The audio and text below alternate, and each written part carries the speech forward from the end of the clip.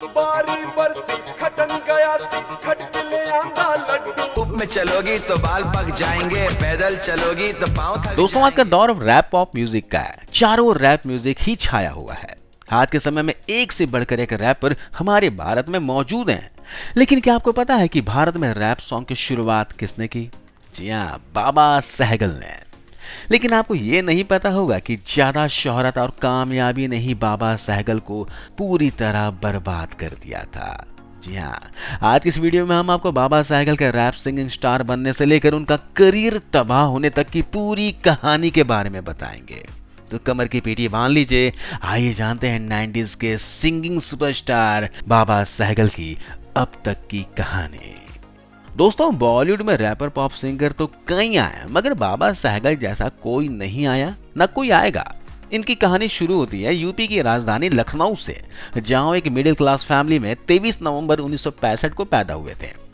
पिता सरकारी नौकरी करते थे और बेटे हरजीत सिंह सहगल को इंजीनियर बनाना चाहते थे। अब हरजीत सिंह सहगल कैसे बाबा सहगल बना और इंजीनियर कैसे पॉप गायक बन गया, ये कहानी भी बड़ा दिलचस्प है। लखनऊ के कॉन्वेंट तालुकेदार कॉलेज में बाबा का दाखिला करवा दिया गया। वो बस परिवार के दबाव में पढ़ाई करते, लेकिन बचपन से मन किशोर कुमार के गाना सुनने में ज्यादा लगता, खासकर उनका गीत मेरे सपनों की रानी कब आएगी तू। अब घर पर कोई मेहमान आता तो माँ बाबा से बोलती कि किशोर वाला कोई गीत सुना दो, तो बाबा भी सपनों की रानी सुना देते। खूब तालियां मिलती तो किशोर दा जैसे गायक बनने का सपना देखने लगे। घर पर लेटे लेटे सोचते कि मुंबई जाकर बड़ा सिंगर बनूंगा तो हरजीत सहगल नाम सही नहीं लगेगा। घर वाले बब्बू कहकर पुकारा करते तो सोचा कि बब्बू सहगल भी ठीक नहीं रहेगा। फिर इनके दिमाग में एक दिन बब्बू से बाबा नाम आ गया और बस उसी दिन फाइनल कर लिया कि बंबई गया तो बाबा सहगल ही नाम बताया करूंगा। बस यहीं से हरजीत सहगल बाबा सहगल बन गए। पिता इंजीनियर बनाना चाहते थे तो इंटर पास हुए तो इनका दाखिला उत्तराखंड की जीबी पंत यूनिवर्सिटी में करवा दिया गया। वहां से इलेक्ट्रिकल इंजीनियर बनकर निकले तो परिवार के दबाव में इलाहाबाद में नौकरी भी शुरू कर दी। 2 साल वहां काम किया, फिर दिल्ली में इलेक्ट्रिकल इंस्पेक्टर की नौकरी मिल गई। अब बाबा का करियर सेट हो गया था, पर किस्मत को तो उन्हें पॉप रैपर सिंगर ही बनाना था। तो कैसे उन्हें इंजीनियरिंग में मन लगता। एक दिन घर पहुंचे और माँ को साफ बोल दिया कि 9 से 5 की नौकरी अब नहीं करनी, मैं मुंबई जा रहा हूँ सिंगर बनने। माँ हैरान। माँ बोली अरे तुम्हारी इतनी अच्छी नौकरी है, अच्छी सैलरी है, अब तुम्हारी शादी होगी, बच्चे होंगे, इतनी अच्छी नौकरी छोड़कर कैसे तुम मुंबई जाओगे। मगर बाबा ने साफ बोल दिया था कि उनको शादी, बच्चे और नौकरी नहीं करनी, किशोर दा जैसा बड़ा सिंगर बनना है। खैर, बाबा के इंजीनियर बनने की खुशी में उनके पिता ने मारुति 800 कार पेंशन के रुपयों से लेकर उनको गिफ्ट की थी। 1990 में 24-25 साल की उम्र में वो उसी कार से दिल्ली से बंबई पहुंच गए। वहां उन दिनों बाबा का एक दोस्त अतुल चूड़ामणि रहा करता था, जो मशहूर कंपनी मेघना साउंड में मैनेजर था।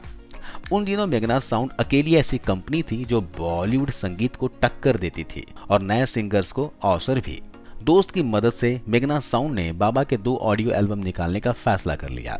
1990 और 91 में 2 एल्बम आए, दिलरुबा और अली बाबा। मगर बाबा सहगल को बड़ा झटका लगा।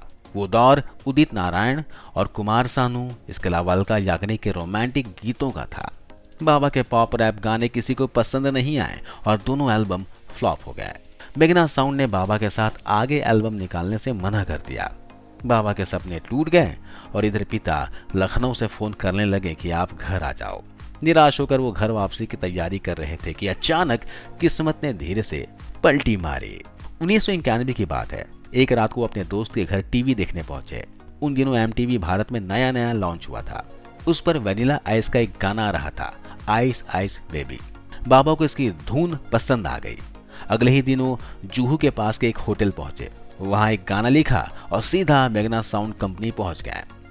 दोस्त अतुल के साथ पूरी कंपनी के बड़े अधिकारियों को अपना गाना सुनाया तो तालियां बजने लगी। कंपनी के उस समय के बॉस शशि गोपाल ने तो सुनते ही एल्बम लॉन्च करने का ऐलान कर दिया।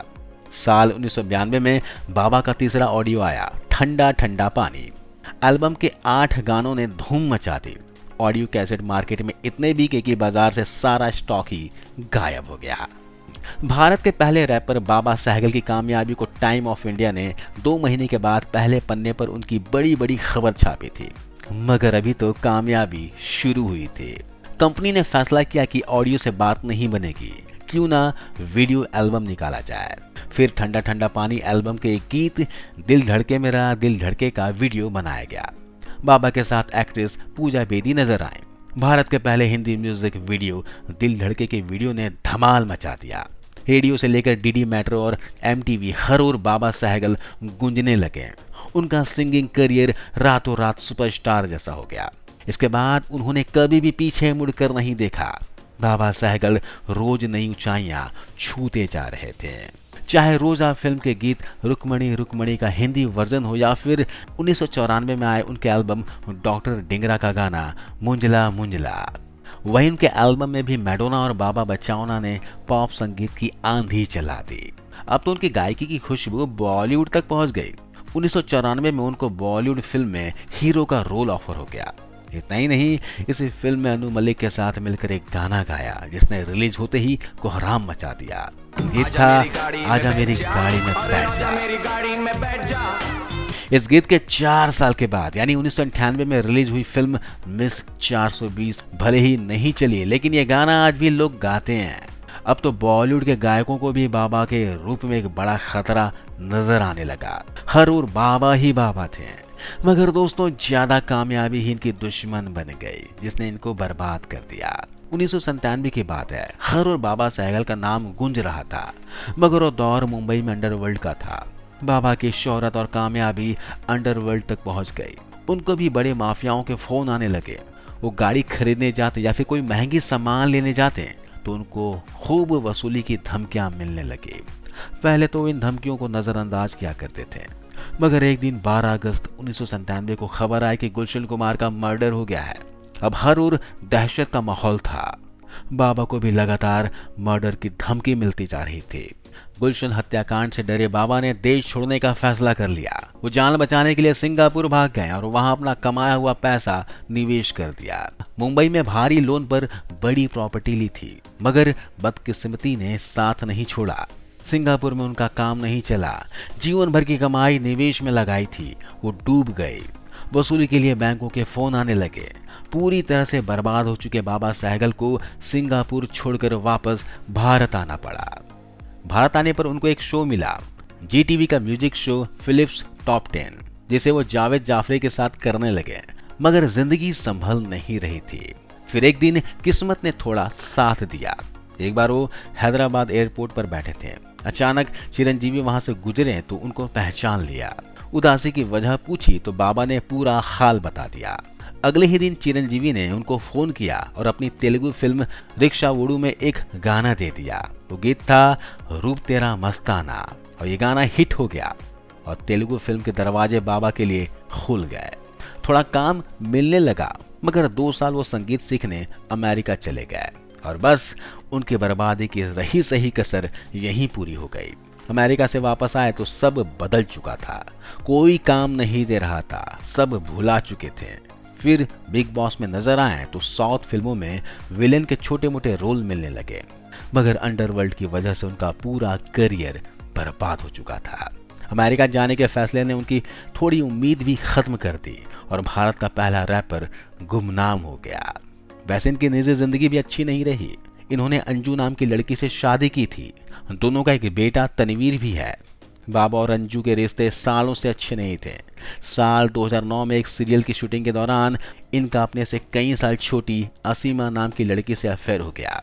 असीमा के प्यार में इन्होंने अंजू को तलाक दे दिया और उनके साथ लिव इन में रहने लगे।